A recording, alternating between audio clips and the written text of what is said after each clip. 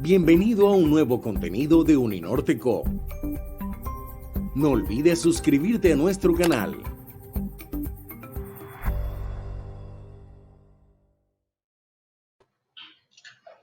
Buenos días en Colombia y América Latina, buenas tardes en Europa.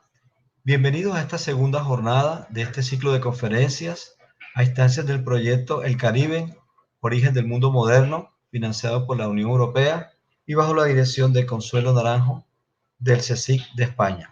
Hoy tendremos como invitado al profesor Orlando Araujo, cuya conferencia se titula Esclavitud y Memoria en la narrativa de Germán Espinosa. El doctor Orlando Araujo Fontalvo es doctor en literatura de la Universidad de Antioquia, Colombia, magíster en literatura hispanoamericana del Seminario Andrés Bello, Instituto Caro y Cuervo de Colombia, es profesor investigador de tiempo completo de la División de Humanidades y Ciencias Sociales de la Universidad del Norte. Ha realizado un sinnúmero de pasantías de investigación en ciudades como Madrid, Salamanca, Sevilla, Buenos Aires y Berlín, y ha sido ponente en congresos nacionales e internacionales de literatura. Ha publicado con la editorial de la Universidad del Norte los libros Gabriel García Márquez, El Caribe y los espejismos de la modernidad, Nostalgia y mito, ensayos de crítica literaria, Eros a contraluz, el erotismo en la cuentística de Germán Espinosa, El legado de Macondo, antología de ensayos críticos sobre Gabriel García Márquez, El tejido de la brisa, nuevos asedios a la obra de Marvel Moreno y Germán Espinosa. En coautoría también numerosos libros. Su libro Gabriel García Márquez, El Caribe y los espejismos de la modernidad fue publicado en España por la editorial Verbum en 2016. En 2018 publicó su primer libro de ficción, El Diablo de Guavabara, que es un libro de cuentos. Dentro de sus áreas de interés se encuentra la literatura del Gran Caribe y los vínculos que establece la creación literaria con los discursos de la filosofía, la historia, las ciencias sociales, la cultura y el periodismo. Actualmente es profesor del programa de pregrado en Filosofía y Humanidades y la maestría en Filosofía del Departamento de Humanidades y Filosofía de la Universidad de Norte. Organiza anualmente el Congreso Internacional de Literatura de la Universidad del Norte. Este evento se hace desde el 2011. A su vez, el profesor Orlando hace parte del grupo de investigación de Uninorte que participa en el proyecto El Caribe, Origen del Mundo Moderno, financiado por la Unión Europea en el marco de los proyectos Horizonte 2020, Moricorí, bajo la dirección de Consuelo Araujo. El profesor expondrá y al final, por supuesto, abremos el debate para sus preguntas. Como les decía entonces, el título de su conferencia es Esclavitud y Memoria en la narrativa de Germán Espinosa. Bienvenido, profesor Hernando. Muy buenos días, Roberto. Gracias por la invitación a este importante evento. El texto que les he preparado lo he titulado Esclavitud y Memoria en la narrativa de Germán Espinosa, pero también puede ser Memoria y Esclavitud, ¿verdad?, en la obra de Germán Espinosa. Germán Espinosa es uno de los más grandes escritores colombianos de todos los tiempos. Un escritor de novelas, de cuentos, de obras de teatro, un gran ensayista. Y sin embargo, no tuvo, como le pasó a muchos escritores del Caribe, no tuvo el reconocimiento adecuado, ¿no? Y hemos estado justamente tratando de subsanar ese problema con la obra de Germán Espinosa. Bien, para aquellos que no conocen la obra de Germán Espinosa, que nace en 1938, es decir, es unos 11 años menor que García Márquez y muere en 2007, bastará decir que es uno de los más significativos y prolíficos escritores colombianos del siglo XX. Cultivó todos los géneros literarios precisamente porque no creyó mucho en ellos. Novelas, cuentos, poemas, ensayos, biografías, crónicas, obras teatrales constituyen su inapreciable legado. La calidad de su prosa, entre barroca y modernista, se debe en buena medida a la equilibrada dosis de poesía que supo imprimir tanto a sus narraciones de largo aliento como a sus relatos más vertiginosos. Como una pequeña presentación para aquellos que mm, aún no conocen la obra del maestro Germán Espinosa. Bien, la conferencia que he preparado es una conferencia clásica, la he dividido en 4 partes. En la primera de ellas haremos algunas consideraciones en torno a la memoria y a la fabulación de la historia. Luego diremos algunas cosas en relación con la esclavitud. Una tercera parte que tiene que ver con algunos fragmentos escogidos de la obra de Germán Espinosa, principalmente de algunos cuentos y de su novela más importante, La Tejedora de Coronas, que fue declarada por la UNESCO obra representativa de las letras humanas. Y finalmente algunas conclusiones para tener un espacio, desde luego, para conversar y para responder algunas preguntas del público. Muy bien, quiero comenzar entonces con un epígrafe del mismo Germán Espinosa que dice: toda realidad histórica, al caer entre las coordenadas del tratamiento estético, deviene fabulación. Germán Espinosa nace en Cartagena de Indias, Colombia, el 30 de abril de 1938. En este caso particular, el lugar de nacimiento resulta fundamental, pues como afirma el autor, quien se haya adentrado en las murallas cartageneras debe haber experimentado en cada esquina el peso de la historia de una villa en la que durante siglos convivieron la magia de los negros esclavos y de los indios con la religión católica, que venció impuesta a sangre y fuego, pero no convenció. Autor de un considerable número de narraciones que han recibido por parte de la crítica especializada el calificativo de novelas históricas, y podríamos señalar brevemente, por ejemplo, dentro de las novelas históricas de Germán Espinosa, Los Cortejos del Diablo, que es una obra magnífica de 1970, en donde se denuncian todos los excesos de la Inquisición. eh, La Tejedora de Coronas de 1982, que es como su obra más representativa, su obra más importante tal vez. El signo del pez de 1987, sobre los orígenes del cristianismo. Sinfonía desde el Nuevo Mundo, que es una novela de 1990. Y Los Ojos del Basilisco de 1992, entre otras, ¿no? Entre otras muchas novelas y cuentos y poemas, ¿no? Porque Spinoza fue también un, un poeta precoz, ¿no? Y cultivó la poesía a lo largo de toda su vida. Prefiero que digan de mí que soy un poeta que narra, ¿no? Acostumbraba a decir. Muy bien. Germán Espinosa desconfía, sin embargo, de la pertinencia y la precisión de este apelativo que esconde más de una paradoja, el de novela histórica. Sabe que toda reflexión sobre el pasado, así sea el más remoto, no constituye cosa distinta que un intento laborioso por comprender la oscura maraña del presente. El pasado, por así decirlo, es apenas un artilugio del que se vale el escritor de ficciones históricas para intentar develar el rostro huidizo de su contemporaneidad. Porque según sus propias palabras, a cualquier lector, hablándole del pasado, es más fácil desmontarle sus prevenciones y transmitirle lo que deseamos acerca del presente. Esto es especialmente importante en un país tan polarizado como Colombia, ¿no?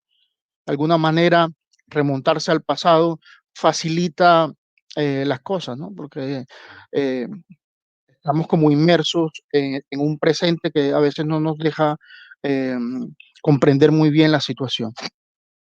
Dice Spinoza, cierto público no comprende, según he logrado vislumbrarlo, el por qué un escritor se separa de su tiempo para explorar en épocas distantes. Ignora que es más fácil criticar, ironizar, satirizar lo actual, remitiendo al lector a tiempos lejanos, para así desmontar su guardia. Ignora además las ventajas que puede aportar cuando se trata de reflexionar sobre el destino humano, la perspectiva histórica. De manera que es como también como una estrategia, ¿no? Una estrategia narrativa que facilita la narración y que facilita también la aceptación por parte del lector de ciertas situaciones que son particularmente sensibles, ¿no? Aparte de sus muy estudiadas novelas históricas, que ya hemos mencionado, el escritor colombiano cultivó a lo largo de los años el cuento histórico, o como él prefiere llamarlo, arqueológico, en todas sus narraciones, y que importe mucho la extensión o el retroceso del reloj, existe una búsqueda común, una pesquisa inquisitiva acerca de ese conjunto de causas y efectos de las que ha surgido, no sin una buena dosis de vanidad, el hombre moderno. La cuestión de fondo con frecuencia se olvida, no es si Spinoza ubica la peripecia de sus creaciones en los orígenes del cristianismo, eh, en la Cartagena de la Inquisición y los asedios piráticos, en la Europa del Iluminismo, en las guerras independentistas latinoamericanas, en la Bogotá brumosa del siglo XIX o en el palenque épico de un monarca cimarrón, como veremos justamente en la mañana de hoy. La mole que sustenta el recurso al pasado es, sin la menor duda, una legítima preocupación por el presente. Ya lo había dicho Juan José Saer en otros términos, dice el escritor argentino. No hay en rigor de verdad novelas históricas, tal como se entiende la novela cuya acción transcurre en el pasado y que intenta reconstruir una época determinada. Toda narración transcurre en el presente, aunque habla a su modo del pasado, ¿no?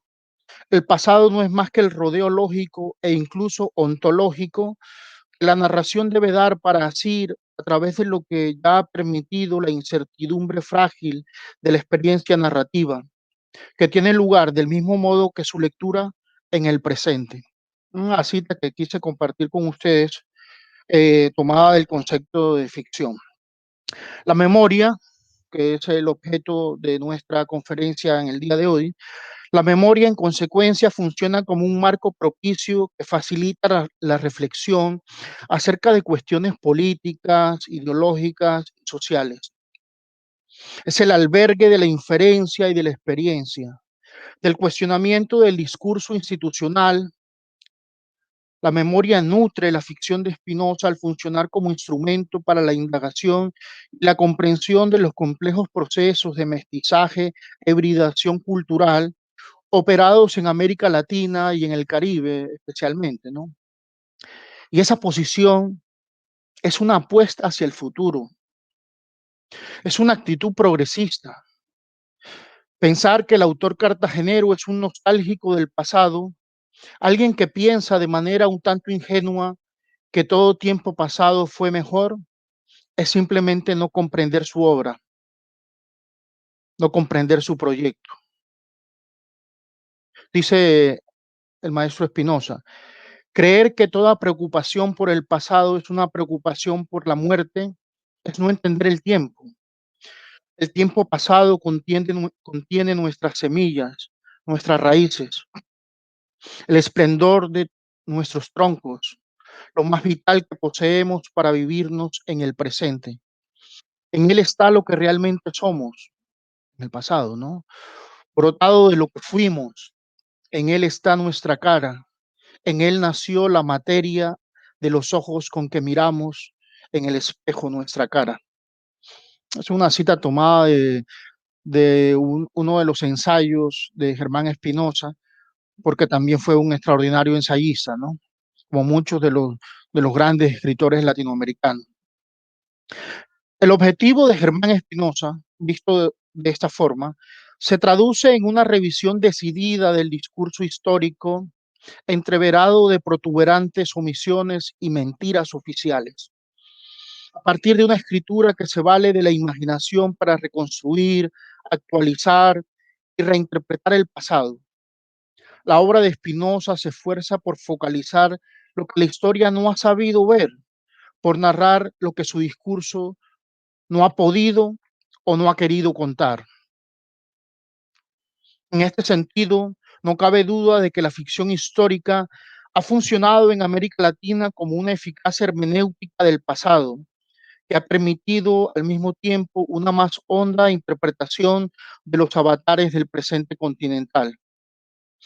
Como sostiene con acierto uno de sus críticos más acuciosos, uno de los críticos de la obra de Germán Espinosa, la obra literaria de Germán Espinosa, esto es su proyecto narrativo, propone una profunda reflexión sobre el concepto de nación a partir de la idea de una identidad mestiza,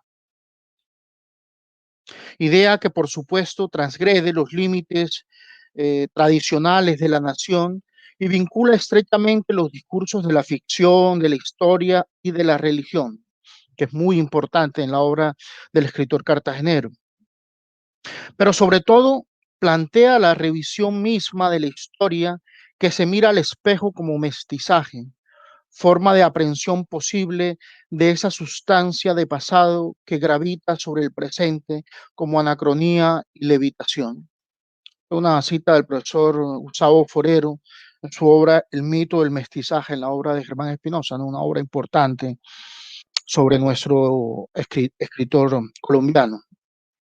Con toda claridad, la obra de Espinosa confronta desde diferentes momentos el discurso oficial de la historia, relativizándola, cuestionándola, desmintiéndola, recurriendo a la parodia, a la ironía, a la desacralización, consigue construir lo que con toda razón el profesor Cristo Figueroa, uno de los grandes críticos de la obra de Germán Espinosa, llama, cito, un universo textual donde la escritura no se limita a reproducir significados, sino sobre todo a multiplicar sentidos.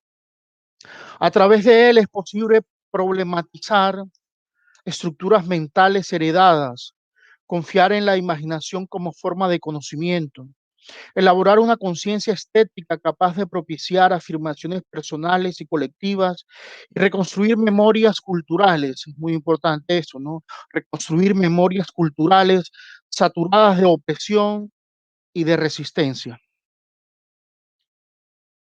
Así pues, en esas incursiones al pasado, que sus contradictores eran muchos, según Espinosa, solían descalificar por vetustas y escapistas, hay una visión universal, cosmopolita, y como se ha mostrado, no poca crítica a las instituciones y a los hombres que han detentado el poder, que han forjado con sus decisiones, con sus actos, en muchas ocasiones con su fuerza, el presente y el futuro de la especie.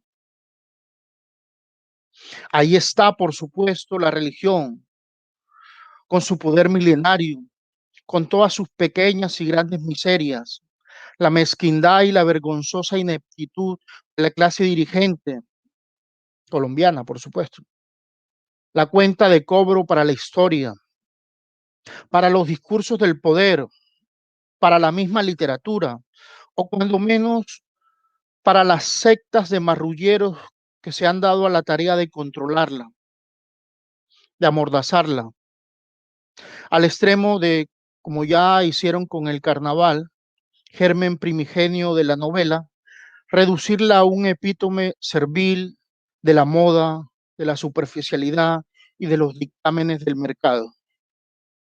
Por todo lo anterior, para Germán Espinosa, el escritor de ficciones, es quien más se aventura en la oscuridad, quien porta y aporta una hebra de luz en la comprensión del presente, quien echa mano del pasado y de la memoria, desde luego, para vislumbrar el devenir, que en últimas, con plena convicción, sostiene que vale la pena sacrificar una vida para escribir una gran obra. Bueno, hasta ahí unas breves reflexiones sobre la memoria, sobre la historia y sobre el cuestionamiento que adelanta en sus novelas, en sus cuentos, en su obra poética y en su obra en general, el escritor colombiano Germán Espinosa. Un elemento fundamental, ¿no? Bien, en la segunda parte quisiera también decir un par de cosas en relación con el asunto de la esclavitud y con el problema de los afroamericanos en la obra de Germán Espinosa. Siempre he echado de menos una más adecuada indagación del papel de la esclavitud en la narrativa de Germán Espinosa. Desde luego, lo primero que debe decirse, lo primero que quiero señalar en esta mañana, es que a diferencia de un escritor como por ejemplo Manuel Zapata Olivella, que es como el abanderado de los asuntos afroamericanos en la literatura colombiana, Spinoza no aborda de manera integral todos los eslabones de la esclavitud, es decir, la captura inicial de africanos, el viaje transatlántico de los cautivos, la experiencia de los esclavos en América y su conquista de la libertad, como si lo hace eh, Zapata Olivella en su obra, especialmente en Tango el Gran Putas, ¿no? Que es como la gran epopeya afroamericana de la literatura colombiana, ¿no? Tampoco la perspectiva es la misma, es decir, la perspectiva desde la que eh, afronta el asunto Germán Espinosa literariamente tampoco es la misma, ¿no? Dice, las razones mm, las da el propio Espinosa en su prólogo a Pasión Vagabunda, esas crónicas de viaje eh, escritas en la juventud por parte de Manuel, ¿no? Bueno, ese prólogo a Pasión Vagabunda contiene la respuesta a esa eh, disímil perspectiva desde la cual Germán Espinosa asume el problema del afroamericano en su obra. Dice, porque si dos escritores hay en Colombia desde el punto de vista literario más lejanos entre sí, somos precisamente él y yo, es decir, Manuel Zapata Olivella y Germán Espinosa. No solo por la divergencia tajante de nuestros temperamentos, sino ante todo porque mientras Manuel da la impresión de rechazar toda pesquisa estética en aras de un contenido social y denunciatorio, yo acostumbro practicar un arte sin compromisos, salvo con el arte mismo, y eludir todo discurso político o sociológico. Esa es la opinión de Germán Espinosa. Desde luego habría que señalar que es muy discutible, ¿no? Porque la sola decisión de practicar un arte sin compromisos supone un compromiso y además eludir todo discurso político es una posición política. Entonces, por mucho que Germán Espinosa eh, quiera tomar distancia de lo político y del compromiso, no se puede, ¿verdad? Bien, pero bueno, ya sabemos que cada vez que escribimos decimos más de lo que queremos decir, ¿no? Con todo con todo y eso, la problemática afroamericana es sumamente importante en la obra de Germán Espinosa. Sus antecedentes son muy tempranos. Yo diría que se remontan al inmolado amante del cuento En casa ha muerto un negro, que es un cuento de 1961. Es tal vez el segundo cuento que escribe Espinosa, un cuento que se perdió en los archivos personales de Espinosa y que vino a ser publicado mucho después cuando apareció en alguna gaveta. Pero es un cuento escrito en 1961, uno de los primeros cuentos. Y atraviesa esa problemática, esa preocupación, atraviesa toda su narrativa, hasta por ejemplo La sacrificada hija de Bencos Biojó, que Germán Espinosa recrea ficcionalmente en el relato afrocaribe Orica de los Palenques, uno de sus relatos de madurez, un relato de 1991, bellísimo, en donde la focalización no está puesta en el padre, es decir, en Bencos Viejo, sino en Orica, a Princesa Orica, su hija, ¿no? Una especie de Julieta Capuleto afrocaribe, como lo llama Germán Espinosa. Bueno, vamos a decir algunas cosas de este par de cuentos que quizá no conoce mucho la gente, ¿no? En el primer caso, es decir, en Casa ha muerto un negro, desde la perspectiva del erotismo, se relata la historia de la rubia Leonor Raksinovich, una criatura sensual atrapada por el deseo hacia su esclavo negro y los prejuicios raciales y la educación sexual represiva de su madre católica. Ahí la madre funcionando como la represora, ¿no? Como la represora del deseo justamente de su hija. Dice este cuento que está narrado desde, desde la perspectiva también de Leonor. Dice, desde muy pequeña, Leonor habló con voz reposada y un poco contrita. Aprendí a temerles a los indios y a los negros. Es decir, le enseñaron. Ella aprende, pero en realidad debería decir, me enseñaron, ¿no? Ahí está el papel de la educación, ¿no? Me enseñaron a temerles a los indios y a los negros. A los unos, es decir, a los indios, por ladinos y a los otros, a los negros, por obscenos. Mi madre decía que los negros eran violadores de niñas y que niña violada por negro jamás llegaría a desarrollarse ni a ser mujer, dice el cuento, ¿no? Es un cuento eh, contundente, ¿no? En las apreciaciones, ¿no? Y deja entrever, ¿verdad? Todo el papel, el enorme influjo nocivo de la educación, ¿verdad? Sexual en la familia. Muy bien. En el trasfondo de sus palabras, además, se aprecian con claridad los ecos del discurso que construye la Iglesia Católica para legitimar la conquista de América. Es decir, en ese discurso que recibe, en esa educación que recibe el personaje de Germán Espinosa, Leonor Ratsinovich, se perciben aún los ecos, ¿no?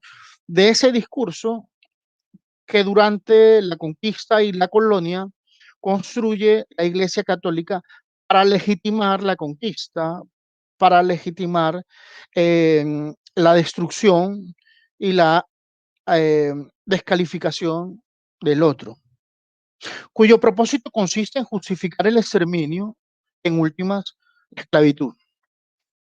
Este pasaje del cuento de Spinoza refleja de modo muy diciente los rasgos degradados y negativos con que los prejuicios culturales perciben tanto a negros como a indios, ¿verdad? Como si era fuera poco, la mujer declara que una amiga suya, o sea, ya no la mamá, sino una amiga suya, cuyo padre era afín a la esclavitud, asegura que los negros, abro comillas, no tienen alma, que son como animales, cierro comillas. O sea, el cuento de Spinoza, ¿no? En casa ha muerto un negro, una pareja que ha asesinado a un negro y el juez debe acudir para investigar qué fue lo que pasó, ¿no? Igual no le importa, no le importa. Además, protesta, ¿por qué me llamaron? ¿Por qué me están haciendo perder el tiempo? Eh, y sin embargo, está el deseo, que es bien importante en la obra de Germán Espinosa, el erotismo. Y sin embargo, está el deseo. Dice Leonor, cuando una mañana, mientras tú hablabas a los aparceros, en realidad está confesando al marido, cuando una mañana, mientras tú hablabas a los aparceros, encontré al negro en la cuadra, la tentación fue superior a mí. Él cantaba una música triste y le acompañaba con suaves golpes sobre las tablas de la caballeriza, ¿no? Todo ese componente artístico, musical, que siempre está asociado a, a la raza negra. Dice, creo que fue el vaho de las bestias, el perfume del estiércol, lo gocé sobre el heno en una especie de delirio legendario, una suerte de acercamiento a los orígenes mismos de la vida de la que yo me sabía apartada y repudiada. Tengo que confesarlo, fue algo completamente distinto. Su piel negra, su condición inferior, no dejaban lugar a dudas. Es decir, lo desea, pero no deja de considerarlo inferior, ¿no? Su condición inferior, ¿no? Asociada a su piel negra, y sin embargo lo desea. En relación con ese cuento, César Valencia Solanilla sostiene que el asesinato del negro, empleado no solo en los oficios domésticos de la casa, sino en los eróticos de alcoba, se fundamenta en una variación metafórica de unos versos de Oscar Wilde, según la cual siempre se mata aquello que más se quiere. Bien, entonces, en cuanto al primer cuento que citamos, En casa ha muerto un negro.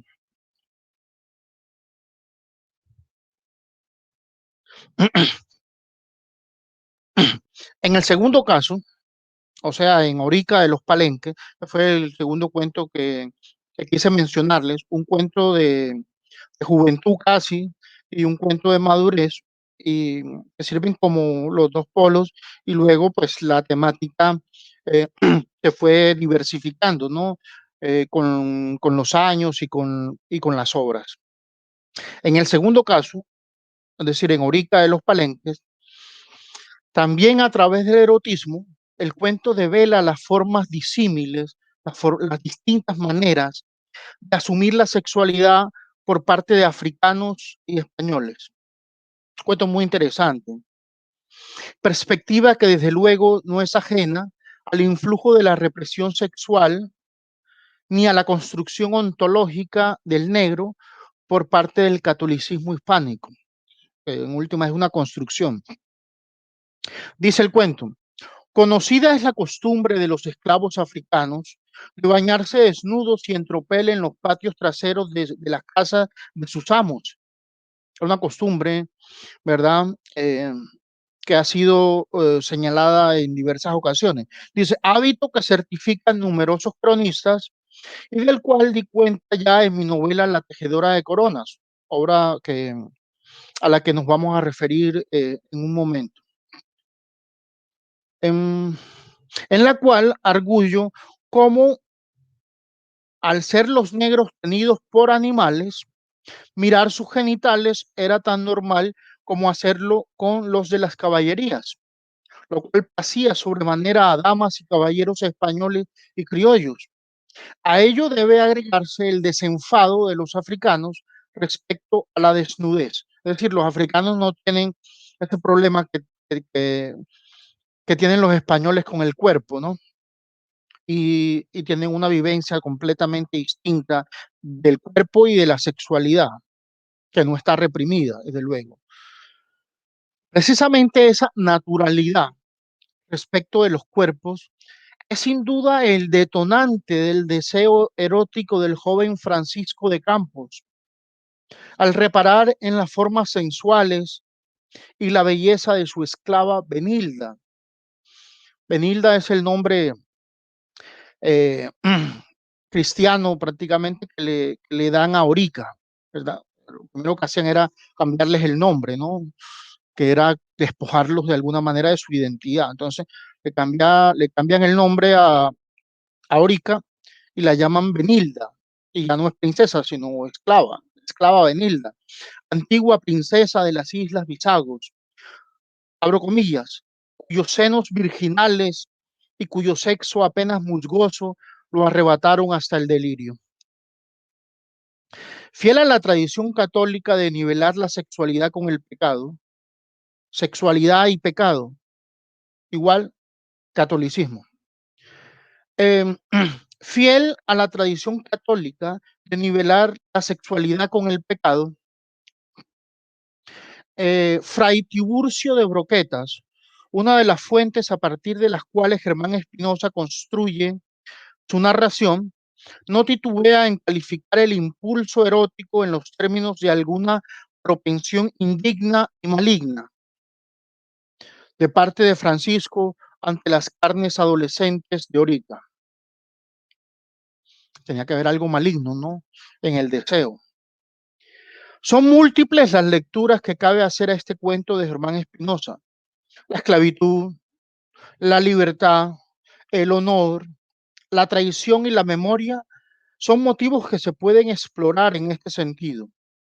Baste para los fines de esta conferencia en la mañana de hoy señalar el evidente contraste de los amantes en su forma de asumir la experiencia del erotismo. Dice el cuento: Orica era una africana y en ella, por tradición muy añosa, por tradición muy antigua, los afanes sensuales se presentaban seguramente revestidos de una edénica naturalidad. Francisco de Campos era, a su turno, un peninsular acriollado y por consiguiente abroquelado, cerrado, en todas las pacaterías eclesiásticas que España prohijaba en sus colonias, ¿no? Un enorme lastre de represión de la sexualidad. Como se aprecia en este par de relatos, el autor cartagenero dejó entrever la resonancia de la esclavitud en el amplio universo de su obra.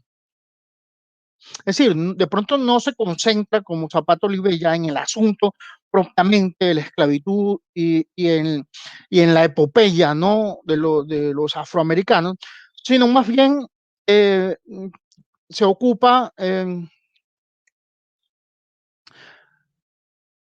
se ocupa de la resonancia, de los ecos de la esclavitud eh, en los descendientes, ¿no? Y bueno, y en los afroamericanos ya.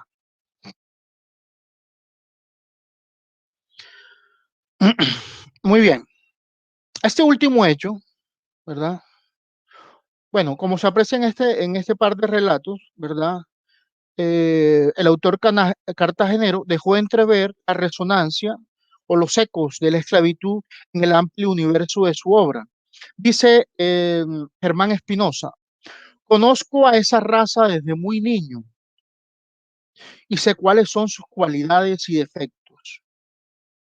La conocí en mi tierra natal, como señalamos, nació en Cartagena, y la conocí en la suya propia, el África. Al decir esto, Espinosa señala dos hechos difíciles de soslayar: haber nacido o haber visto la primera lucha en el que fuera el principal puerto negrero de toda la América hispánica y haber sido designado en junio de 1977 cónsul general en Kenia. Algo así como saltar de la resolana del Mar Caribe a la cuenca tibia y primordial del Océano Índico.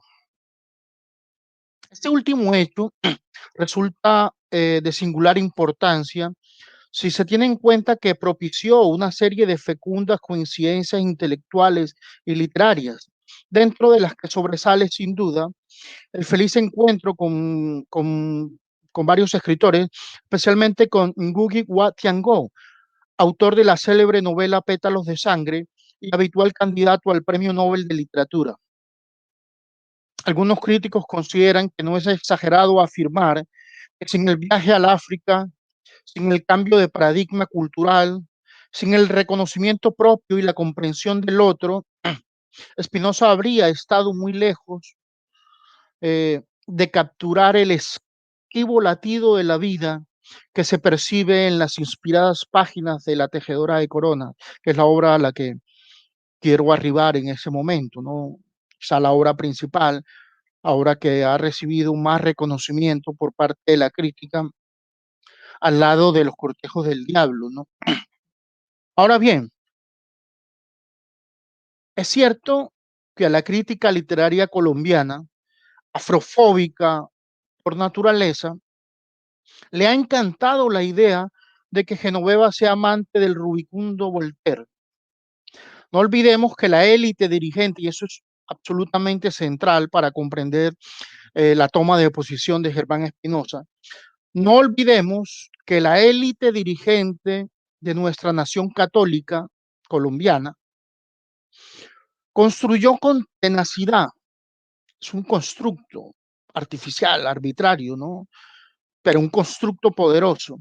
No olvidemos que la élite dirigente de nuestra nación católica construyó con tenacidad la creencia de una nacionalidad blanca de piel y europea de cultura, ¿no? La Atena suramericana. Tanto el indio como el negro, en ese contexto, tanto el indio como el negro fueron considerados palos en la rueda para el progreso, elementos nocivos para la salud económica, social y cultural del país. Es duro, pero es la verdad. Sin embargo, lo que esa misma crítica pasa por alto es que la novela de Germán Espinosa, en la novela de Germán Espinosa, en La tejedora de corona, Voltaire es quizá el personaje más endeble y libresco. En cambio, personajes como Bernabé y Apolo Bolongongo, por ejemplo, el primero y el último de la dilatada retahíla de amantes de Genoveva Alcocer, son personajes de la más palpitante vitalidad, como lo son en general todos los personajes negros que atraviesan la novela y toda la obra de Germán Espinosa. Lo cual no significa, y esto hay que señalarlo también, y hay que decirlo con todas sus letras, lo cual no significa en modo alguno que la tejedora de coronas reproduzca el estereotipo vulgar y simplista del negro bueno. ¿Cómo así? Sí, la tejedora de coronas y la obra cuentística y la obra literaria de Germán Espinosa no reproduce en modo alguno el estereotipo simplista y vulgar del negro bueno. Pues según el parecer de Espinosa, el alto espíritu creador del negro que nos ha legado por igual el jazz y la poesía antillana no necesita reivindicación alguna. Eso es la posición particular de Germán Espinosa. No necesita reivindicación alguna. El papel del negro, confiesa en una entrevista, cito, ha sido a través de los tiempos tan fundamental, pero tan fundamental como el de cualquier otra raza. Precisamente el que el prototipo del negro bueno, especie de hipóstasis del buen salvaje, abunde hoy en películas y telenovelas, aporta prueba fehaciente de que el racismo perdura en los antros del inconsciente. A todos les parece que hay que disculparse, hay que reivindicar a quien se juzga inferior. Puro racismo, dice Spinoza, puro racismo. Y ese no es mi caso. Al escribir sobre una tierra en la cual predomina desde hace tiempo la raza negra, como es la zona Caribe, donde nací, resulta obvio que incluya personajes negros, ¿no? Unos buenos, otros malos. Esto es precisamente lo que ocurre en La tejedora de coronas. Hasta ahí la cita de Germán Espinosa. Y es la posición fundamental de este escritor en relación con el asunto afroamericano. Esto es precisamente lo que ocurre en La tejedora de coronas. Al interior del corralito de piedra, eh, eh, al interior, dice, esto es precisamente lo que ocurre en La tejedora de coronas. Al interior del corralito de piedra, como se llama popularmente el sector amurallado, ¿no? El corralito de piedra, están los negros que se alegran, los que estallan en estruendosa alaraca ante la posibilidad de escapar del cautiverio. Es decir, a ellos les conviene que los franceses ataquen y destruyan Cartagena porque tienen la oportunidad de escapar, ¿no? Entonces ellos están eh, dichosos en última, porque es su problemática y la pueden resolver de esa manera. Entonces dicen, están los negros que se alegran, los que estallan en estruendosa laraca ante la posibilidad de escapar del cautiverio, de evadir la esclavitud, a expensas del ataque de los franceses. Recuerden que la tejedora de coronas tiene como escenario, pues el sitio de Cartagena por parte de los franceses que se han aliado con los piratas y con los filibusteros de la Tortuga y se toman Cartagena, ¿no? Ese es como el punto de partida para la formación, la consolidación de ese personaje entrañable que es Genoveva Alcocer, ¿no? Que es violada por los piratas. Entonces, bueno, cuando esto sucede, ¿verdad? Están, desde luego, todos los esclavos en Cartagena, de alguna manera, en la novela, felices ante la posibilidad de escapar, ¿no? Ante la posibilidad de que los franceses lleguen y y en el desorden que se arme, ellos puedan fugarse, ¿no? Entonces dicen, mm, están asimismo, porque eso es otro componente, están asimismo los negros que defienden heroicamente la plaza, que también están esa parte, ¿no? Están los negros que defienden a Cartagena, ¿verdad? Algunos incluso con convicción, no solamente obligados, ¿no? Sino con plena convicción, y la defienden heroicamente. A cambio, bueno, algunos también de una promesa de libertad, les ofrecen la libertad si defienden la plaza, a cambio de esa promesa de libertad más un doblón. Entonces, ellos están ahí eh, también, y es otro elemento que hay que considerar, ¿no? Del lado del enemigo invasor, del lado de los franceses y de los piratas y de los filibusteros, con ellos, ¿verdad? Con los filibusteros de la Tortuga, aliados con ellos, están también los temibles negros antillanos. Entonces, los negros antillanos vienen a Cartagena a tomársela, ¿no? También, o sea, vienen en esa horda, en esa alianza eh, diabólica que han hecho los franceses, ¿no? Y que termina tomándose a Cartagena y violando a todas las mujeres, saqueando, violando, entre otras, a Genoveva. Entonces, del lado del enemigo invasor también están los temibles negros antillanos, amangolados con los filibusteros de la Tortuga para tomarse a sangre, fuego y machete la plaza, ¿no? Tomarse a Cartagena. En suma, en suma, se percibe una amplia gama de matices con los que la novela consigue eludir con acierto lo que Germán Espinosa llama muy a su manera los lugares comunes del racismo. Esos lugares comunes del racismo que suelen presentar siempre al negro bueno.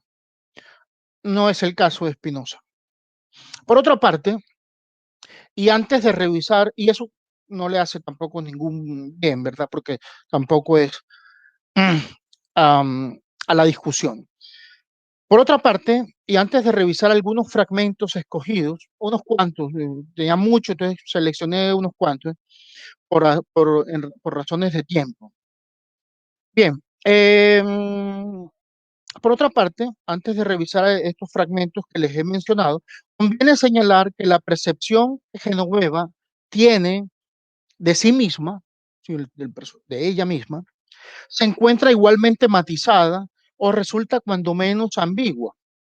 Me refiero al hecho de que Genoveva se reconoce trigueña la mayor parte del tiempo en la novela. Es decir, ella se ve como trigueña. Solo al retosar en brazos de su esclavo Bernabé, su amante Bernabé, Genoveva se percibe blanca. Y eso es interesante. En toda la novela ella se percibe como una trigueña, pero cuando está en brazos de Bernabé se blanquea. Al menos es lo que ella percibe, ¿no? Entonces dice, ella se percibe blanca en los brazos de Bernabé. Pese a este curioso proceso de blanqueamiento erótico, parece haber consenso por parte de la crítica en el hecho de que Genoveva es, en efecto, una deslumbrante trigueña. Etimológicamente, una morena dorada, una deslumbrante trigueña, ¿no? Una morena dorada como el trigo. Germán Espinosa, si no me engaño, esto me parece que es muy importante, creía estar contando la gesta épica de una mestiza, es decir, creía estar contando la epopeya de una mestiza, pero acaso sin advertirlo, pero acaso sin darse cuenta, porque muchas de estas cosas pertenecen al no consciente, ¿verdad?, del autor, pero acaso sin darse cuenta, contaba también la fábula maravillosa de una rutilante perla negra oculta en el fondo de una concha blanca. Algo así como si Genoveva tuviera un estuche blanco, pero por dentro, ¿verdad? Eh, tuviera todas las características que identifican a los negros. Para Aimé Césaire, es bueno recordarlo en este punto, sobre todo, lo que mejor define la negritud que estamos asociando eventualmente con Genoveva, lo que mejor define la negritud es la conciencia de ser negro, el reconocimiento y la aceptación de un destino, de una historia y de una cultura negra, desde luego. Hemos estado utilizando el término negro porque consideramos que no es para nada un asunto discriminatorio, ahora que estamos en tiempos de lo políticamente correcto y entonces algunos creen que es racismo utilizar la palabra negro. No, es la que, en opinión de Germán Espinosa, debe usarse y yo soy también de acuerdo con eso. Bien, en este sentido, ¿verdad? En ese sentido, en esto de la conciencia de ser negro, en el reconocimiento y la aceptación de un destino, de una historia y de una cultura negra, eh, Genoveva, pese a su piel de trigo tostado, estaría lejos de construir o de constituir la expresión poética del orgullo de la experiencia negra, porque no es una negra propiamente, no, completamente negra, si vamos a pensar simplemente que la negritud tiene que ver con lo epidérmico, entonces no sería una negra, porque apenas es trigueña. No obstante, es innegable que encarna con conciencia o sin ella, eso no importa, con conciencia o sin ella, las tres características esenciales de lo que Senghor llamó en su momento el arquetipo cultural negro o la personalidad negra. Es decir, la personalidad de Genoveva es una personalidad negra en estos términos, ¿no? En el buen sentido de la palabra. Esto es la suma de ciertos valores comunes y permanentes en los africanos y sus descendientes. Una marcada, estas son las características que Senghor anota. Una marcada propensión a la imaginación, será la primera, una marcada propensión a la imaginación, una especial sensibilidad por el ritmo, y en el Caribe ustedes saben la importancia que tiene el ritmo, ¿no? Por el enorme influjo de África en el Caribe, ¿no? En los pueblos del mar. Y una particular habilidad para pensar con el alma en lugar de hacerlo únicamente con la cabeza. Todas estas características, desde luego, son discutibles, es lo que pensaba Senghor, pero eh, digamos que están presentes en la personalidad de Genoveva Alcocer. Muy bien.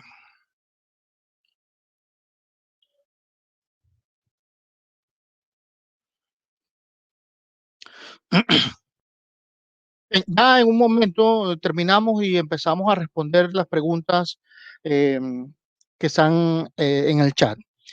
Bueno, solo a partir de la imaginación, solo a partir de la imaginación es dable a Genoveva hacer posible lo imposible, recorrer el mundo en procura de un ideal intangible, tragarse completo el siglo de las luces, fundar una logia de iluminados en la oscura guarida del Santo Oficio, ¿no? En Cartagena. Solo a partir del ritmo y la musicalidad es posible dejar con los crespos hechos a Platón y edificar su proeza narrativa sin el providencial auxilio de las musas. Solo al pensar con el alma es posible transgredir los rigurosos linderos de la ilustración, la racionalidad, la enciclopedia. Conjeturar que el universo es inaprehensible tanto para la razón como para la intuición. Y sentir compasión por, abro comillas, una cita de la tejedora de coronas, y sentir compasión por lo seriamente que suelen tomarse a sí mismos los seres humanos, sin comprender que no dejan jamás de ser niños desprotegidos y niñas desprotegidas, criaturas impotentes ante el desamparo cósmico, gusarapos que pululan en una charca cuyos límites ignoran. Es una bellísima frase tomada de la tejedora de coronas y que ilustra bastante bien lo que estamos tratando de señalar. Con su exuberante belleza, y eso es muy importante, con su exuberante belleza, su cultura y su brillantez, belleza, cultura y brillantez. Genoveva lleva el asunto de la africanía más allá de lo puramente epidérmico, desmontando, eso sí, las metáforas del salvajismo, la fealdad y la estupidez negra, tan laboriosamente acuñadas por el pensamiento colonial. Es decir, a esas características que fabrica, que construye laboriosamente a través de una serie de dispositivos, ¿no?, de violencia física y simbólica, el pensamiento colonial, ¿no? Construye esas metáforas de eh, lo africano, sinónimo de salvajismo, fealdad y estupidez, ¿no? A esas construcciones diabólicas del pensamiento colonial, el personaje de Germán Espinosa le opone la exuberante belleza, la cultura y la brillantez. Lo hace con la vista fija en el porvenir, no en el pasado, pese a la memoria, ¿no? Pero en realidad, esto en realidad se proyecta hacia el porvenir, con la actitud libertaria de quien retorna a la caverna luego de un dilatado vagabundeo, trasciende el esencialismo negro y el humanismo racista que denunciaba Frank Fanon y descubre con amargura, sin tener muy claro si es ella o la bruja de San Antero, su alter ego, ¿no? Ahí en las mazmorras cartageneras, sin tener muy claro si es ella o la bruja de San Antero la que se achicharra en la hoguera, que el hombre no ha encontrado, por desgracia, otra forma de hacerse hombre más que fabricando esclavos y monstruos por doquier a nombre de una pretendida emancipación espiritual. Muy bien. Hasta ahí la segunda parte que quería presentarles, vinculada con los ecos de la esclavitud en algunas obras, ¿no?, de Germán Espinosa. Pues habría que señalar otras, pero por ejemplo la importancia eh, de, de, de ese tema en Los Cortejos del Diablo, fundamental, o en Sinfonía desde el Nuevo Mundo, o en otros cuentos como Fábula del Pescador y la Sirena, ¿verdad? Hay múltiples y no estamos hablando ni siquiera de la poesía.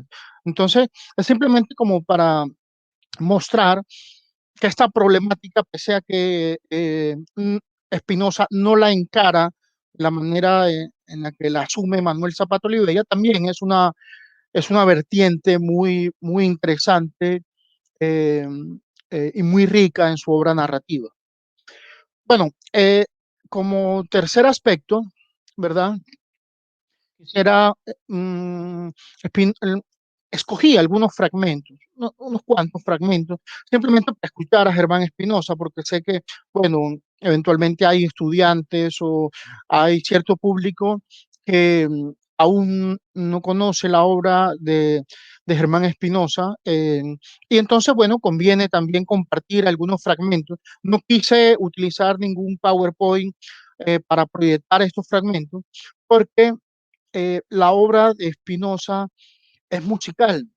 Hay un trabajo de orfebrería casi literaria, y es mejor escucharlo. Entonces voy a leerles estos fragmentos tomados principalmente de La Tejedora de Coronas, relacionados desde luego con el tema de la esclavitud, o con el tema de los afroamericanos.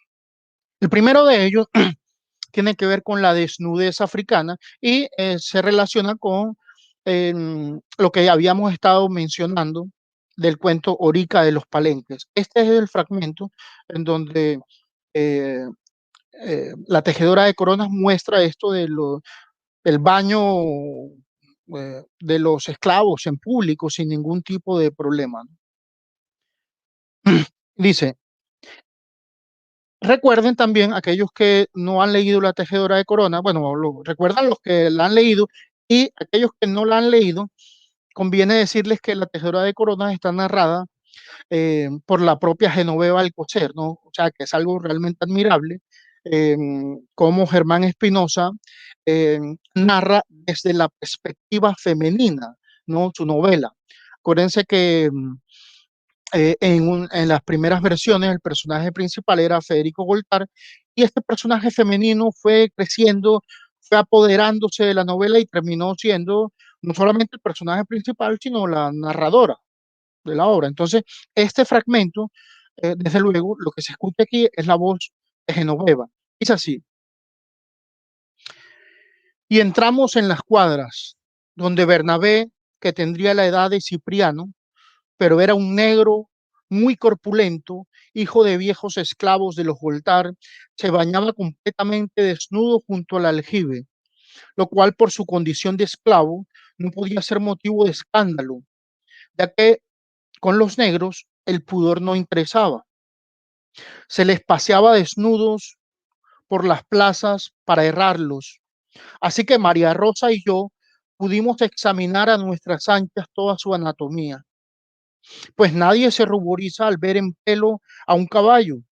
Y aunque la iglesia aceptara de muy atrás la presencia en los negros de un alma insuflada por Dios, aquello no era dogma de fe y las buenas gentes preferían hacerse las de los oídos sordos, de modo que saboreamos a nuestra guisa todas sus vergüenzas. Él, por tradición africana, nada hizo por ocultar. Entonces, del primer fragmento está la focalización y la narración de la obra, desde luego en Genoveva, ¿no?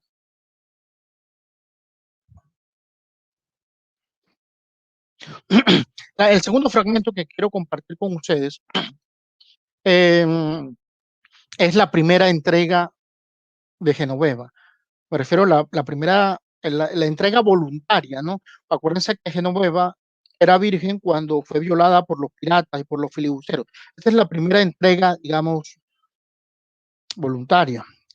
Dice Genoveva, y me di cuenta que estaba completamente desnudo y emparamado por la lluvia y que su urgencia de calor, de amor, era ya tan irresistible como la mía.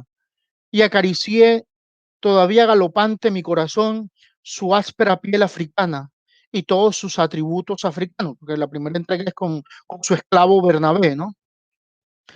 Entonces dice, su áspera piel africana y todos sus atributos africanos, y lo supe tan próximo a mi corazón, porque había compartido con Federico en casa de los Goltar una infancia llena de presentimientos, que había quedado tan solo como yo, olvidado en el establo de negros de mi casa, comiendo de mis sobras, porque hasta el último de los esclavos de los Goltar y de los Alcocer, con su sola excepción, huyó para no ser asesinado o llevado por los malditos. Lo supe tan próximo a mi corazón, que renuncié para siempre a las advertencias piadosas de mi confesor, muerto también por los piratas, y por primera vez me dejé voluntariamente penetrar por un varón, por toda esa ternura desolada de Bernabé. Y ya no sentí que la posesión infamaba mi cuerpo, ¿no? Como en el caso de los piratas, sino al contrario, lo lavaba con bálsamos de pureza, le borraba las costras inferidas por los filibusteros, lo renovaba con un baño lustral y sonreía al recordar que había pensado que se trataba del carboniento Satanás y no del pobre muchacho negro que en silencio suspiraba por la blanca amita entre el estiércol de las caballerizas, ¿no? Entonces es un cuadro trágico y bellísimo al mismo tiempo, en donde están eh, esa también esa memoria erótica, ¿no? De Genoveva hacia, hacia su esclavo negro Bernabé. En la tejedora también hay una, yo diría que es como la frase fundamental eh, de la percepción de los negros en la novela.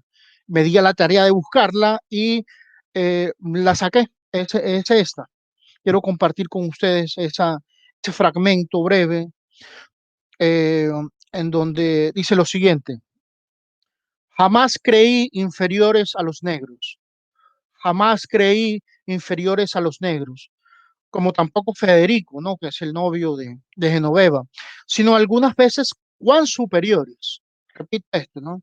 Jamás creí inferiores a los negros, como tampoco Federico, sino algunas veces cuán superiores a nosotros, a los que viviendo en libertad nos hundíamos tan a menudo en mezquinas crisis espirituales, mientras ustedes, esclavizados, humillados, reducidos a la condición de bestias de carga, lo soportaban todo con tan admirable resignación, o quizá no, mejor no llamarla así, llamémosla no resignación, llamémosla valor, entereza de espíritu, serenidad ante las pertinaces circunstancias, pero no resignación. Entonces, esa frase de la tejedora de coronas, allá en la página 148, en el corazón de la novela, yo diría que resume bastante bien la posición de Germán Espinosa frente a, digamos, frente a la temática que nos ocupa en la mañana de hoy.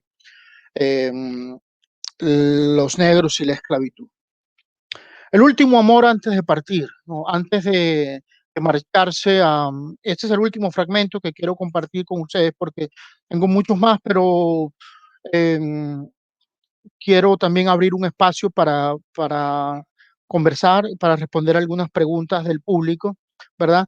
Entonces voy a leerles el último fragmento y luego las conclusiones.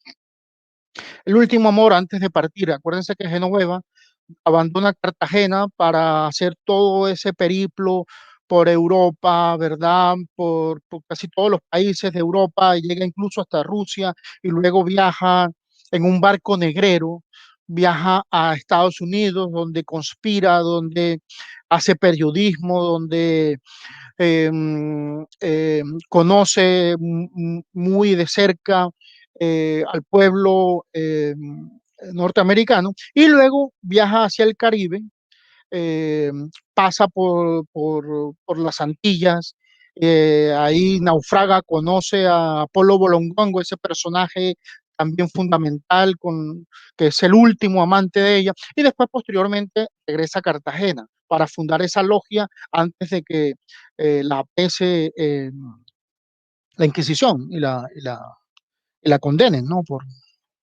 Porque le tienen miedo en últimas. Bueno, bien, el último amor antes de partir, antes de iniciar todo ese periplo. Dice, el último amor es también, desde luego, con un africano, con Bernabé.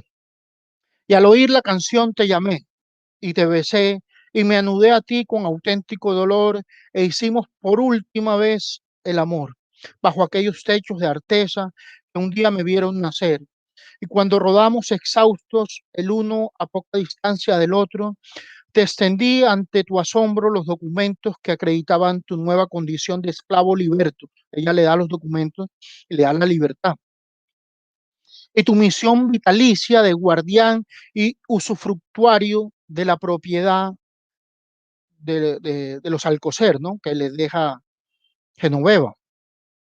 Misión que, ya lo sé, no pudiste cumplir porque te lo impidieron los insaciables de la corona, que se erigieron ellos mismos en custodios de mis bienes, con la esperanza de quedárselos si yo no daba señales de vida. como en efecto no las di en largo tiempo. Y a ti te forzaron a vivir como un cimarrón allá entre las ciénagas, en la choza donde luego te encontré fundido casi con el légamo, más pobre que cuando eras esclavo, apenas sostenida la lumbrecilla de tu alma por el pescado crudo, sin sal, que aprendiste a estimar como un manjar para no tener que pedir a nadie limosna y regresar a la antigua servidumbre. Bien, ahí está ese fragmento del adiós, ¿no? El último amor, lo llamé yo, el último amor antes de partir. Y la importancia, ¿no? Otra vez del esclavo negro, más que cualquier otro, ¿no? Bien, a modo de conclusión, vamos a concluir y luego empezamos a responder algunas preguntas que están ahí en el chat. A modo de conclusión, por todo lo anterior, es posible concluir que la memoria erótica que evidencia la narrativa de Germán Espinosa supone, entre otras cosas, un deseo constante de otredad, de alteridad. La afirmación del negro y su consecuente reconocimiento contravienen las antiguas ideas coloniales de limpieza y pureza de sangre. Cuesta trabajo decir esto, ¿verdad? Pero son las ideas que se impusieron en la colonia, ¿no? Dice, la afirmación del negro y su consecuente reconocimiento contravienen las antiguas ideas coloniales de limpieza y pureza de sangre, cuestionan el poder político y eclesiástico tanto del colonizador como de la nación católica que subsiste en Colombia. La nación católica subsiste en Colombia, no ha desaparecido, no es un asunto del pasado, sino del presente, y ojalá que no del futuro. Pero esa nación católica que subsiste en Colombia, ¿no? No debe olvidarse que el Estatuto de Limpieza de Sangre, tomado del derecho canónico medieval, se transmutó en América en una categoría genealógica que se articuló con el color de la piel y la supuesta calidad de las personas. En el mal llamado Nuevo Mundo, la limpieza de sangre excluyó indígenas, negros, desde luego, y un complejo sistema de castas de mestizos, castizos, mulatos, cuarterones, taltatás, chinos, lobos, cambujos, zambaigos, calpamulatos, entre muchos otros. De ellos se siente toda una estratificación. Por demasiados años, para vergüenza eterna de la humanidad, el término nobleza fue sinónimo de limpieza de sangre. Por esta razón, el deseo, la memoria y el reconocimiento erótico que se expresa en la narrativa de Germán Espinosa consigue transgredir la histórica política de segregación, rechazo y ocultación de la negritud por parte del colonialismo en general y por parte de la nación católica colombiana en particular. Ahora bien, ahora bien, me parece muy bien. Ahora bien, esta concepción de Germán Espinosa encuentra sustento de manera inequívoca en el influjo de los múltiples y complejos procesos de mestizaje, ¿verdad? Sincretismo e hibridación que se operan en ese privilegiado espacio que algunos, pues, el Caribe, ¿no? Que algunos no han vacilado en calificar como el más grande mixer cultural del planeta, ¿no? Todo lo que entra al Caribe se transforma. Eh, y Spinoza es un escritor cosmopolita, pero también, desde luego, es un escritor transculturador, ¿no? En Spinoza se dan estos dos polos de la vanguardia que señalaba Ángel Rama, tanto el cosmopolitismo como la transculturación están en el Caribe, porque es un Caribe universal, ¿no? Y el elemento africano es desde luego, uno de los más importantes en este, en este espacio de hibridación tan importante que es el Caribe. Dice Spinoza, diré que tal propensión, la del Caribe por y para el universo, cobró hace mucho la fuerza de un destino, el mismo que, como dije, fue placentera y dolorosamente tramado en otros tiempos por el conspicuo cruzamiento de todas las razas del planeta. Todas han pasado por el Caribe. Dice Spinoza en este ensayo que se llama Caribe y Universalidad. Dice Spinoza, la dulce y aborigen cobriza, la meridional europea que llegó en las carabelas, la negra que arribó en las galeras y que acabó replegándose en ese cálido entorno, la judía que a partir de la colonia irradió desde el foco libertario de Wilhelmstadt, la árabe que inmigró ansiosamente en los albores del siglo, la amarilla que nos acecha desde los restaurantes pintorreados por pabilos y farolitos, y la de todo el resto del globo terráqueo que se concentró en las naves piráticas y cuya hórrida presencia dejó violadas a centenares de mujeres que retoñaron rubias pelambres escandinavas, zarcos ojos sajones, maldicientes elfos eslavos, embrujadoras miradas gitanas. Es decir, que para Spinoza incluso eh, algo tan devastador, ¿verdad? Eh, como la superposición de un estrato político, ¿verdad? O religioso puede tener consecuencias históricas eventualmente positivas, ¿no? El Caribe universal de Germán Espinosa es la síntesis providencial de todas las culturas del planeta, ¿verdad?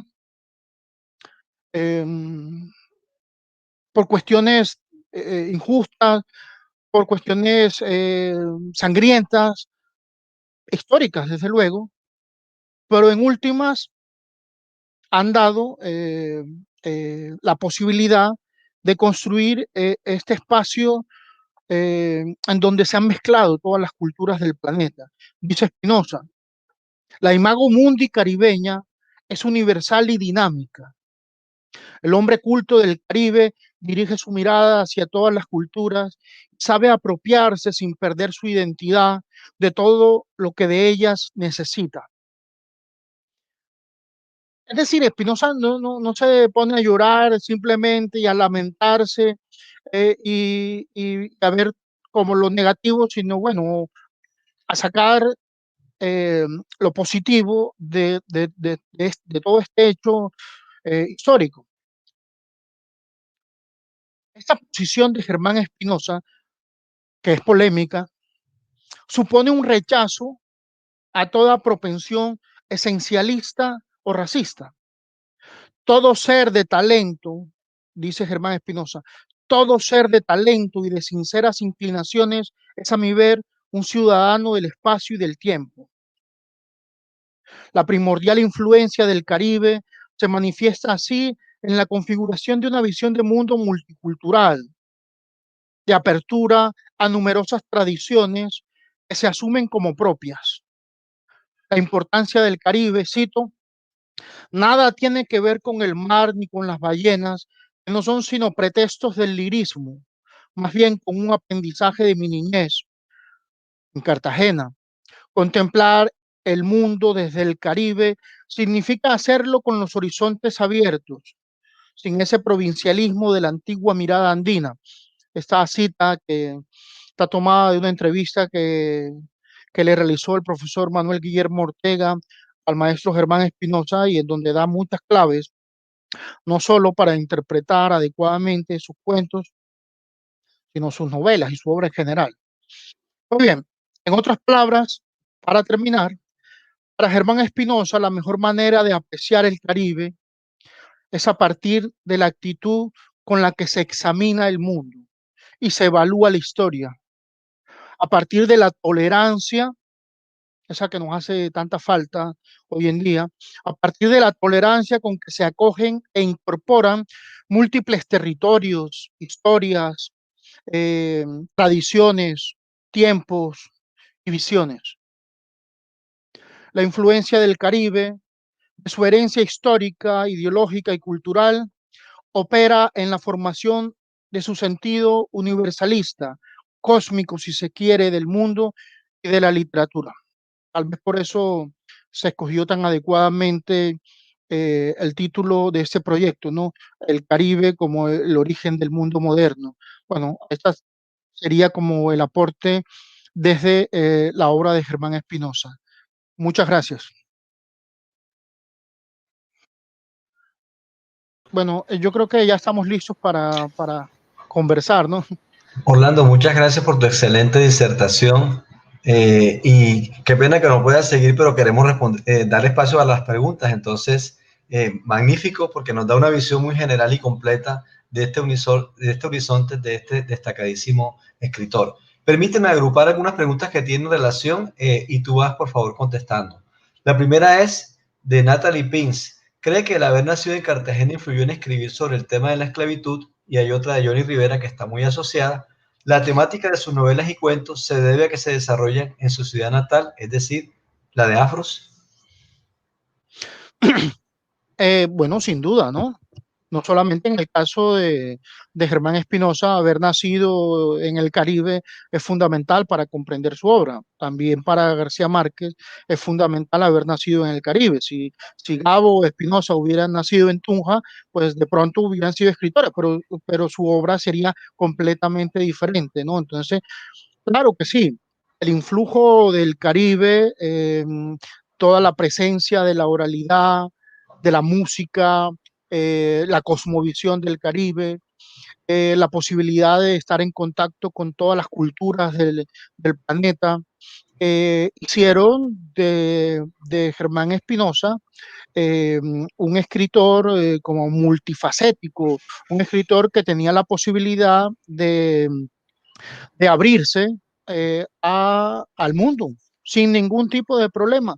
Y sus obras no solamente transcurren en Cartagena, están las novelas bogotanas y otras novelas que tienen espacios totalmente diferentes. Y en los cuentos también sea lo mismo, ¿no? Es decir, yo diría que sí, es absolutamente importante haber nacido en Cartagena, le permite una visión amplia y un estrecho vínculo con la historia. Eh, ¿Cuál era Orlando, la segunda? Orlando pregunta a Yanina Colonna, ¿cree que Genoveva está avergonzada de ser trigueña? No, yo no creo. Yo no creo que esté avergonzada. De hecho, Genoveva lleva el asunto epidérmico, ¿verdad?, a un nivel totalmente secundario. Para ella es como la síntesis de la razón y de la intuición. Por eso no se sabe si quien habla en algunas ocasiones es Genoveva Alcocer, la mujer que se ha formado en las logias masónicas, la mujer que se ha tragado el siglo de las luces en Europa y ha estado en contacto con los individuos, con los personajes más importantes de su tiempo, sino la bruja de San Antero.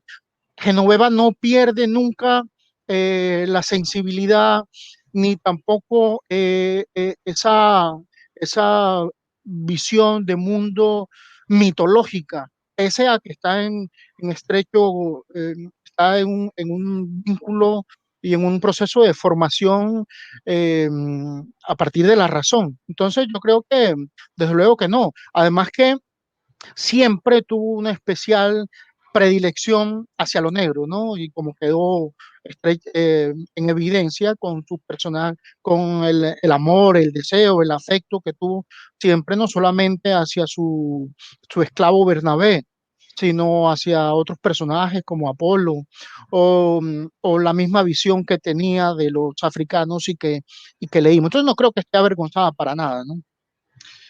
Otra pregunta de Scott Swedish. ¿Se puede decir, Orlando, que el amor prohibido es un tema principal de este relato? Bueno, no solamente el amor prohibido y no solamente en ese relato, en, una de las razones por las que Germán Espinosa fue ninguneado tantos años, tanto tiempo por el establecimiento literario colombiano, y el reconocimiento le llega especialmente de afuera, ¿no? Recuerden que la UNESCO declara patrimonio, obra representativa de las letras humanas a la tejedora de coronas, cuando la recepción en Colombia fue muy mala, ¿no? Y por mucho tiempo la novela estuvo incluso confinada en una bodega. En la predilección de Spinoza por temas que son tabú para la nación católica también es fundamental. Es decir, no solamente el amor prohibido, Spinoza tocó una serie de temáticas que no se podían tocar, ¿no? Por ejemplo, en sus primeros relatos, en relatos como Fenestela Confesiones, se ocupó de la homosexualidad en los seminarios católicos, en un cuento como Noticias de un convento frente al mar, en los amores lésbicos de un par de monjitas, en los cortejos del diablo, nos habló de un inquisidor de mente, luz, totalmente alienado, ¿no? Y la alianza esa terrible entre el inquisidor y el gobernador, que ilustra bastante bien la alianza histórica del trono y el altar. Entonces, no solamente el amor, los amores prohibidos o imposibles, sino todos los temas que en la nación católica eran tabú, eran, digamos, que los predilectos para Germán Espinosa, pues en última su proyecto consistía en tomar posición, en tomar distancia eh, con la iglesia y por supuesto por ahí mismo eh, con, con los presupuestos de la nación católica, porque Colombia no es más que eso, una nación católica en donde no se dio adecuadamente la separación de la iglesia y el Estado, y los pecados se convirtieron en delitos muy pronto. Entonces, claro, ese es uno de los temas, pero no el único, desde luego. Orlando, permíteme hacerte una pregunta que me surge a partir de tu respuesta. Cartagena es una ciudad muy tradicionalista, muy conservadorista, diría yo. Ese tipo de temas que él tocaba, ¿de qué manera eran recibidos por la sociedad de Cartagena? Bueno, también hay que decir que Espinosa se fue muy temprano de Cartagena. Ajá.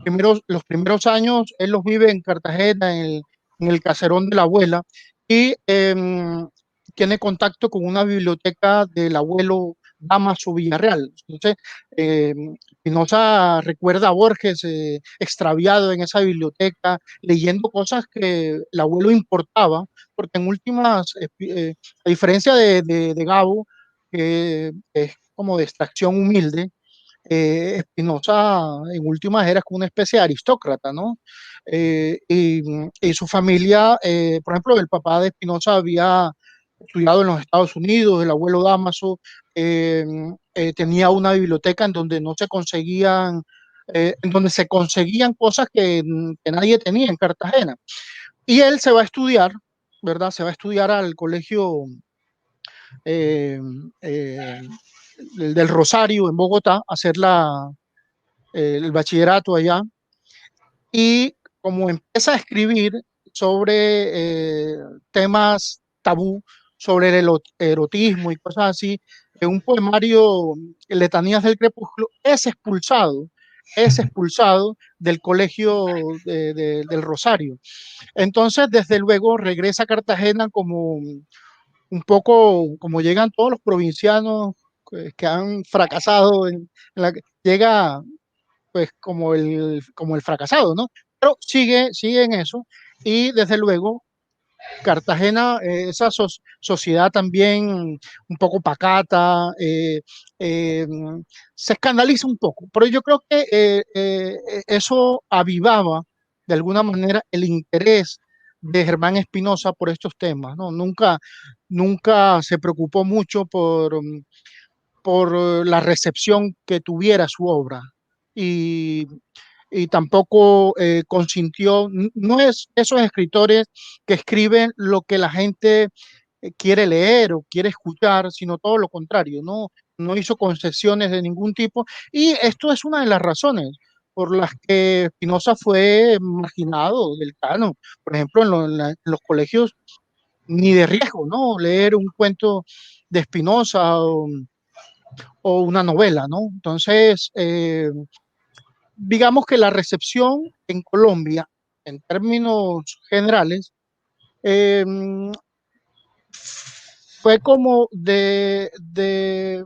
lo ignoraron por mucho tiempo, lo ignoraron por mucho tiempo y en esta rehabilitación un poco, si se quiere, de la figura, del legado de Germán Espinosa, pues tienen que ver mucho la crítica académica, ¿no? Las universidades, los trabajos que se han hecho en la Universidad Javeriana, los trabajos que se han hecho en el Instituto Caricuervo, los trabajos que se han hecho después en la Universidad de Cartagena, en la Universidad del Atlántico, en la Universidad del Norte, y desde luego todo esto jalonado por una recepción muy buena en el exterior, en Francia, incluso en Europa. eh, eh, Casi siempre ha sido de esa manera, ¿no? En el caso de Germán Espinosa. Y eso sí, hay una serie de profesores, hay una serie de investigadores que se fueron esparciendo por el mundo y que llevan la obra y el legado de Spinoza a sus estudiantes. Entonces están en México, están en América Latina, están en Europa. Por ejemplo, fíjate que en París hace apenas unos años el coloquio estuvo dedicado a Germán Espinosa. Este año la universidad, a principios de año, la Universidad de Córdoba le dedicó un número, lo que la revista se llama Anuario de Literaturas Hispánicas, le dedicó un número monográfico a la obra de Germán Espinosa. Y siempre el interés es muy grande porque la obra de Spinoza así lo merece, ¿no? Muchas gracias, Orlando. Hablando de García Márquez, Scott Swedish pregunta, ¿también se podría considerar que se encuentra un poco de realismo mágico a través de las descripciones del relato? ¿De cuál relato? Bueno, Supongo que los eh, relatos de... mm, Ajá. Spinoza dice que él trató siempre de eludir la influencia de García Márquez. Yo dije que Espinosa es 11 años menor que Gabo. Yo conocí a Germán Espinosa en el año 99 en Bogotá y tuve la fortuna de compartir con él una velada y estuvimos hablando precisamente de esto. Y él me dice que me dijo en ese momento que él siempre trató, como casi todos los escritores colombianos, de eludir ese influjo de García Márquez, pero que en los cortejos del diablo tal vez se percibía el influjo de García Márquez. Los cortejos del diablo es de 1970 y García Márquez ha publicado Cien años de soledad en el 67, de manera que García Márquez domina no solamente el campo literario colombiano, sino el campo literario latinoamericano. Y dice Germán Espinosa, por ahí se le pasa algún influjo de García Márquez en esa obra. De hecho, hay personajes que recuerdan algunos personajes de Cien años de soledad. Bueno, pero en términos generales, yo diría que la obra de Germán Espinosa es totalmente diferente. Es una obra que se parece mucho, es decir, que comparte mucho el pensamiento eh, del mismo Borges, ¿no? En el sentido de, que tenía Borges, por ejemplo, en ese ensayo, el escritor argentino y la tradición, cuando dice que cuál es la tradición a la que tiene derecho el escritor latinoamericano, y dice Borges, a toda la tradición europea, pero con la posibilidad de transgredirla, de manejarla sin supersticiones. De esa misma manera, Germán Espinosa, en ese ensayo Caribe y Universalidad, se proclama como un escritor cosmopolita que tiene derecho a toda la tradición europea e incluso a la tradición de Oriente, a la tradición universal, porque es un escritor del Caribe. Él decía, No soy en puridad un escritor colombiano. No me interesa lo que hayan hecho, estén haciendo o vayan a hacer los escritores colombianos. Yo soy un escritor del Caribe y por tanto universal. En eso se parece a Gabo también, porque Gabo es un escritor universal, pero difieren de pronto en el procedimiento. Mientras Espinosa es difícil de leer porque tiene un proyecto enciclopédico y pone como Borges todo ese conocimiento sobre la mesa, Gabo lo esconde y es más fácil de leer. Y, y bueno, digamos que desde el punto de vista como de la forma son diferentes, comparten la visión del Caribe eh, en el sentido de que es universal. Ya para terminar, Orlando, más que una pregunta, hay un comentario de Silmara Luz. Dice, el problema de la palabra negro es un poco distinto en francés porque tenemos dos términos. El término nègre, colonial peyorativo, pero recuperado de la negritud y usado de manera normal en Haití, por ejemplo, y noir, que es más neutro, pero el debate está bien vivo. De acuerdo con usted, no es dejando de usar palabras que se resuelven los problemas de representación y de racismo. Lo importante es entender los contextos históricos que cargan esos problemas de representaciones. Ese es el comentario de una participante. Sí, yo estoy completamente de acuerdo. El asunto no es dejando de utilizar las palabras. Por ejemplo, el mismo Zapata Olivella eh, tiene una obra que se llama Chambacú, Corral de Negros. Entonces, escuchando ahora, hace poco una conferencia, el mismo Zapata Olivella, después con el tiempo, dijo, no, resulta que yo estaba como alienado, ¿no? Porque utilizaba la palabra negro. El mismo Zapata dudó un poco de lo que había dicho y lo que había hecho. Entonces, eh, ¿cómo se llamaría Chambacú en la actualidad? Si para ser políticamente correcto sería Chambacú, corral de afrodescendientes. No, yo no creo, yo no creo. No creo que el asunto sea por ahí. Creo que, y tampoco creo que sea eh, peyorativo la palabra negro, digamos. Nosotros tenemos esa palabra y no creo que con eufemismo se pueda solucionar. El asunto no creo que sea por ahí. Además que la palabra negro no es fea, ¿no?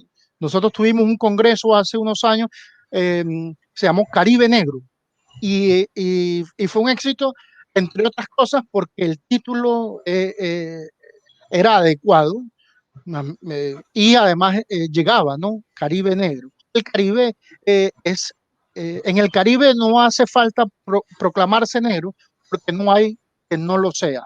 Todos de alguna manera somos negros, ¿no?